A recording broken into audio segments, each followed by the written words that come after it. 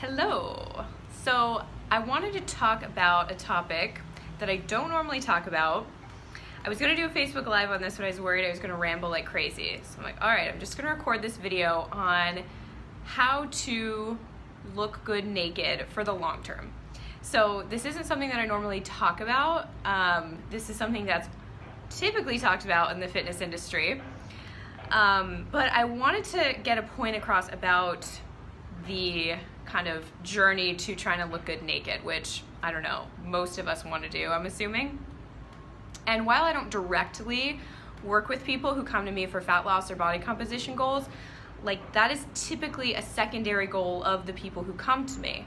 And I just want to address that what I do for my clients who have primary goals of moving better or managing their pain or feeling better in their body, getting stronger, the principles that I apply to that group of people or to those goals are the same exact principles that I apply for secondary goals or fat loss or body composition goals. So they are not mutually exclusive. So I'm going to go over a couple of the principles that I apply that kind of umbrella both of those goals, okay? Because most of us, when we think about, okay, I'm gonna lose some weight or I'm gonna look better naked, like we think we have to go hard and fast, like we think we have to cut out all these certain foods, and we get so crazy in our head about like almost analysis by paralysis by analysis, that one. We get paralysis by analysis because there's so much information about fat loss and all that out there, when really, like, if we look at founding principles, it makes it so much easier. So these are the principles that I follow for both my individuals who want to move better and manage their pain, and for those who also want to look better naked. So number one is the body always seeks safety. This has been the founding principle for most of what I do. And once I really learned that and owned that and started to really implement that in my coaching, it's been extraordinarily beneficial. So with my clients who have pain, we need to establish safety in the body so that they're not getting those messages anymore that, you know, this movement is unsafe and I'm going to start to create pain or negative symptoms. In the fat loss client, we need to establish safety as well. So usually I actually get mostly women for fat loss clients who have tried like everything for fat loss and it hasn't worked. So usually what has happened is they've been dieting so long, or they've been doing like excessive amounts of cardio, or like a ton of different fitness classes, and they're not really getting the results because they've been pushing their body beyond its means, and the body starts to pull back, and plateau is one symptom if you push too hard, too fast with fat loss.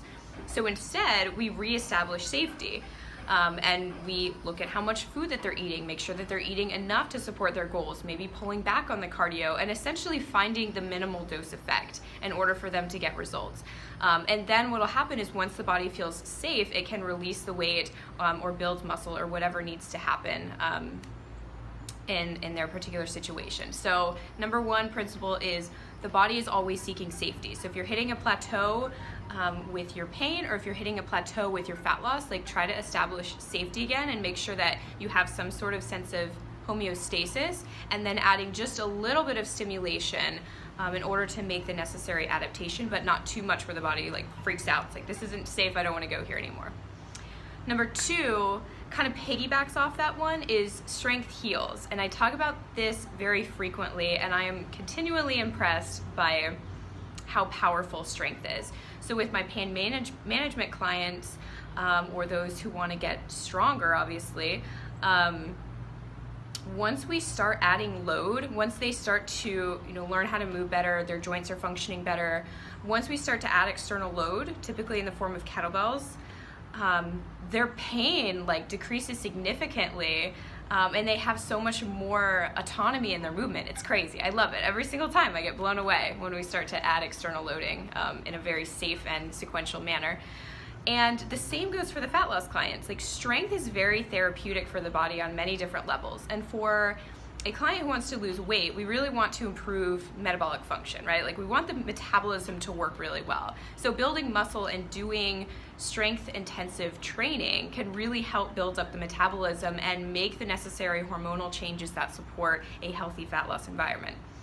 So definitely both clients are doing strength work, like heavy strength work. Heavy is relative to the client as well, just to put that in there. It doesn't mean that we're squatting like 500 pounds. It's always relative.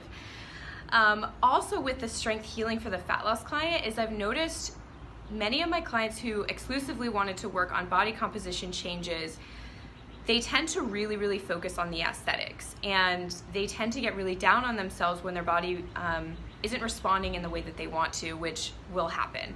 Fat loss and strength and pain management is not linear. It is usually cyclic, or it's just like this, but the trend is like upwardly positive, okay? So strength gives them an opportunity to focus on something outside of the weight or outside of their aesthetic changes. So it gives them an ability to really see their strength, an ability to really see what their body is capable of, because oftentimes these clients are also really harsh on their body. They don't like their body, they don't respect their body, they're not compassionate for their body, and really narrowing on strength and developing their abilities and developing the skill of strength is really a good way to improve body confidence from the inside out. Okay, so that's principle number 2, is strength heals. Last principle, well, I have a few, but these are the big ones, is number 3. Number 3 was technique. I'm surprised I forgot that one for a moment, because this one's really freaking important and blows my mind like every time I make it a priority. So with a pain management client, or with a client who wants to move better, when we focus on technique and like really dial in the basics, their strength skyrockets, and their ability to have more movement variability, so being able to do more things with less pain or no pain, increases tenfold, like once we really narrow in technique. And it's crazy because it's not only like what I see as an analyzer of their movement, but it's what they feel. So I'm constantly asking my students, what are you experiencing? Like, what muscles do you feel contracting when you do this? And I'm surprised at how incredible the body is at compensation. You can be using literally the opposite muscle to be doing a job. So if say like the quad is supposed to do this pattern, then like the hamstring can start to do the pattern, and it can still like execute it. It's crazy, and sometimes it can look like pretty normal, or it can look pretty good, but it's like completely backwards. It's so crazy how the body can do that. But that can create pain, and that can also create inefficiency. And if we're inefficient in our training when our goal is fat loss, then we're not going to be generating as much power. And when we're able to generate more power, build more strength, just become more effective movers, essentially become our own form of an athlete, we're able to burn more calories, our metabolism functions better, we don't have to do all of this like cardio and excessive workout. Like if we're just building up our strength and focusing on technique and just like getting really good at the basics, we don't really have to do that much either, which is great because we're so freaking effective. Like we're very effective at what we're doing, right? We're not, I use the term leaking energy. We're not leaking energy all over the place and like half-assing all of our workouts. Like we're being super intentional. So therefore, we can manage our pain better because we have more body awareness, and 2, like we're burning more calories and being more functional as a mover and creating more power and building more muscle quicker, more efficiently, safer. So yeah, that was the third one, is technique. Like it's so crazy when you just change like little things or just focus on like little body shifts, you just become so much more powerful and just like a beautiful mover. So those are the 3 principles. The body is always seeking safety, strength heals, technique. So they apply, again, whether you want to manage your pain, move better, become stronger, and they apply if you want to look better naked and or lose weight, put on muscle, whatever it happens to be subjectively, how you feel like you will look better naked. So with that said, I am taking two more applicants for intentional strength, which covers both of these areas. So we're not exclusively focusing on fat loss, but again, like the techniques and what you're learning is going to form the foundation if that's later one of your goals.